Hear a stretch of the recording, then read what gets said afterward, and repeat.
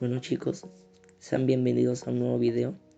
Hoy les vamos a hablar sobre los anticuerpos y vamos a describir qué son, cuál es su función, qué tipos de anticuerpos hay y cómo se producen. Bueno, comencemos. ¿Qué son los anticuerpos? Los anticuerpos son proteínas cuya función consiste en detectar cualquier elemento extraño que pueda entrar en el organismo.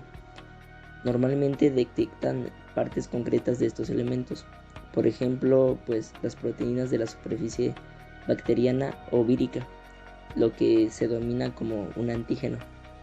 Cuando los anticuerpos se unen a estas proteínas extrañas, actúan como marcador, facilitando que sean reconocidos y eliminados por las células del sistema inmune. Los anticuerpos son sintetizados en los linfocitos B e inicialmente actúan como receptores en la membrana de estas células. Cuando esta célula se activa por el reconocimiento de un antígeno, se convierte en una célula plasmática productora de anticuerpos, que serán liberados al torrente sanguíneo donde circulan libremente. Las células B activas también se pueden convertir en linfocitos B de memoria, que esto va a permitir una respuesta más rápida del sistema inmune cuando entran de nuevo en contacto con este agente infeccioso. Bueno, yo les voy a hablar acerca de la función de los anticuerpos y estos funcionan cuando reconocen sustancias extrañas para el organismo como los virus, las bacterias o sus toxinas. Estas las neutralizan una vez el cuerpo se ha expuesto a una sustancia foránea concreta, también llamada antígeno. Los anticuerpos producidos para atacarlo persisten en la sangre, ofreciendo protección en el caso de que en un futuro volvamos a contactar con el mismo antígeno. El anticuerpo es una herramienta para la defensa de las células huésped, es decir, que las células del organismo que pueden ver atacadas por agentes patógenos como los virus y las bacterias. Los linfocitos que producen los anticuerpos se llaman células B. La estructura de un anticuerpo consiste en dos cadenas ligeras y dos cadenas pesadas, y en su extremo existe una región hipervariable. La región hipervariable es la que cambia de un anticuerpo a otro y que permite tener una gran diversidad de anticuerpos que podrán responder a la enorme variedad de antígenos. Un antígeno es cualquier sustancia o agente que el organismo reconoce como no propio. Puede tratarse de un virus, de una bacteria o de una toxina, pero en algunos casos el anticuerpo puede confundirse y considerar como sustancia extraña a una estructura propia. Este es el origen de las enfermedades autoinmunes. En caso como el organismo producirá anticuerpos contra partes propias. También si tienes una enfermedad autoinmune, su sistema inmunitario ataca a las células sanas de su cuerpo por error. Las enfermedades autoinmunes pueden afectar muchas partes del organismo. No se conocen las causas. Estas enfermedades tienden a ser hereditarias. Las mujeres, particularmente las afroamericanas, las hispanoamericanas y las indias norteamericanas, presentan un mayor riesgo de sufrir enfermedades autoinmunes. Existen más de 80 tipos de estas enfermedades y algunas tienen síntomas similares. Esto dificulta a los médicos que sepan si realmente padecemos de uno de estos trastornos y, en caso de padecerlo, de cuál de ellos es que se trata, y para así obtener un diagnóstico que pueda resultar frustrante y estresante en muchos casos. Los primeros síntomas son fatiga, dolores musculares y fiebre más bien baja, pero el síntoma clásico de esta enfermedad autoinmune es la inflamación, que puede causar enrojecimiento, acaloramiento, dolor e hinchazón. Las enfermedades también pueden hacerse más agudas, o sea que tienen momentos en los que empeoran, pero también pueden tener remisiones, que es cuando los síntomas mejoran o desaparecen. El tratamiento depende de la enfermedad, pero en la mayoría de los casos lo importante es reducir la inflamación. A veces el doctor puede recetar corticoides, o sea, esteroides, u otro tipo de medicamento que reduzca la respuesta de su sistema inmunitario. Bueno, pues también existen otras enfermedades que pueden afectar su sistema inmunitario, por ejemplo el VIH. Bueno, es un virus que daña su sistema inmunitario al destruir sus glóbulos blancos. Si el VIH no se trata, puede causar SIDA, que es el síndrome de inmunodeficiencia adquirida. Y pues bueno, las personas con SIDA tienen gravemente dañado su sistema inmunitario y sufren muchas enfermedades serias. Y ya una vez explicado eso, es todo de mi parte y muchas gracias. ¿Cómo se generan los anticuerpos? Bueno, el responsable de esto es el sistema inmunitario, ya que es una red compleja de células y órganos que trabajan juntos para defender al cuerpo de sustancias extrañas, tales como las bacterias, los virus o las células tumorales. Cuando el cuerpo descubre una sustancia extraña, varios tipos de células entran en acción, en lo que se denomina respuesta inmune. Un ejemplo de esto son los linfocitos. Los linfocitos son uno de los principales tipos de células inmunitarias y se dividen principalmente en células B y T. Los linfocitos B o células B están programados para hacer un anticuerpo específico. Cuando una célula B se encuentra con su antígeno desencadenante, esta produce muchas células grandes, conocidas como células plasmáticas. Cada célula plasmática es esencialmente una fábrica para producir anticuerpos. Un anticuerpo corresponde a un antígeno, de la misma manera que una llave lo hace con su cerradura. Siempre que el anticuerpo y el antígeno se corresponden, el anticuerpo marcará al antígeno para su destrucción. Los linfocitos B no pueden penetrar en las células, de manera que este trabajo de atacar las células diana se les deja a los linfocitos T.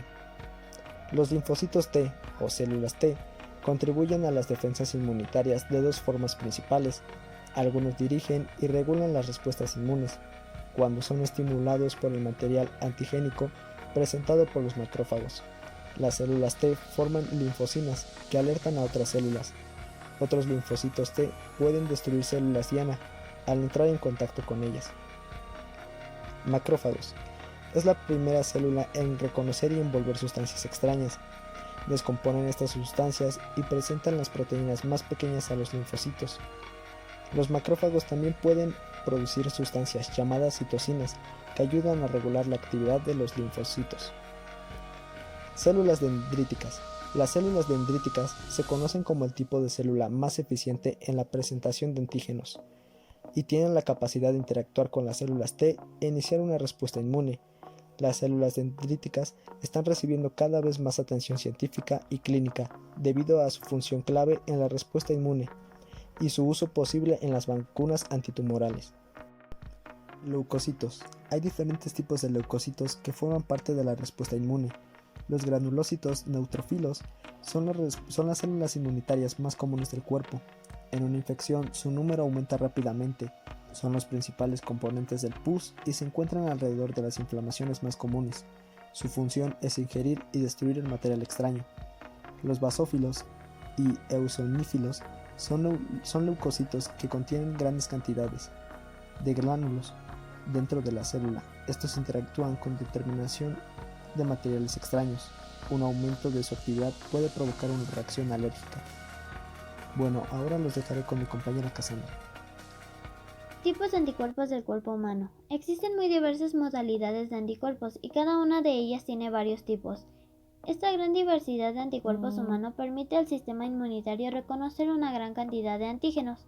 En los humanos existen 5 grandes tipos de anticuerpos, isotipos. Cada uno de ellos se nombra con las siglas Ig de inmunoglobulina, junto a la letra según su tipo de cadena pesada que tienen. IgA. Cadenas pesadas tipo alfa. Contiene 4 sitios de unión antígenos.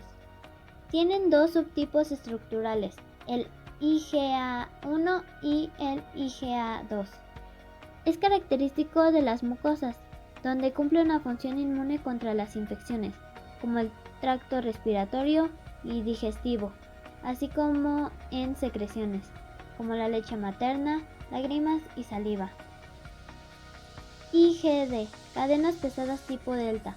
Se produce de forma de monómeros de 185 KDA aproximadamente y representa el 1% de los anticuerpos séricos, mientras que en el suero en forma libre representa el 0.25%.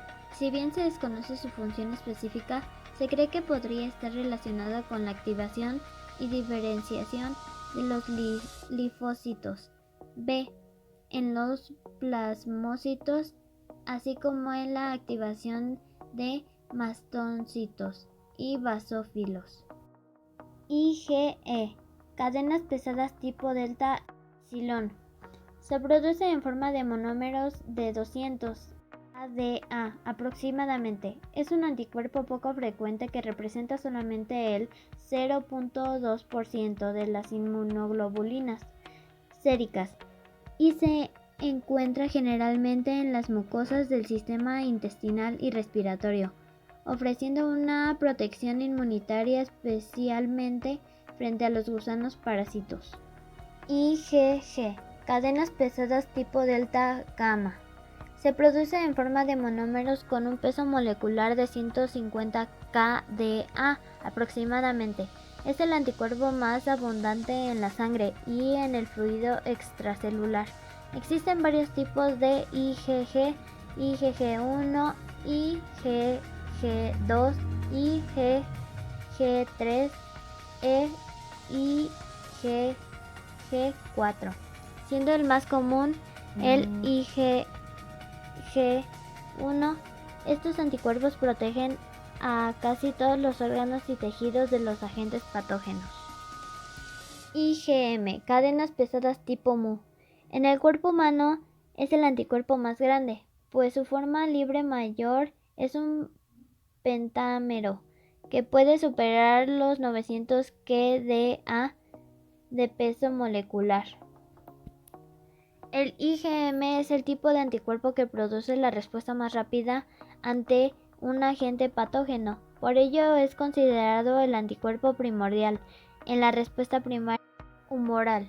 Según el tipo de estímulo del que se trate, estos linfocitos B que se encuentran activos cambiarán hacia los isotipos IgG, IgE o IgA en la respuesta secundaria humoral. Bueno amigos, esto sería todo por este video, espero que haya sido de su agrado. Hasta la próxima.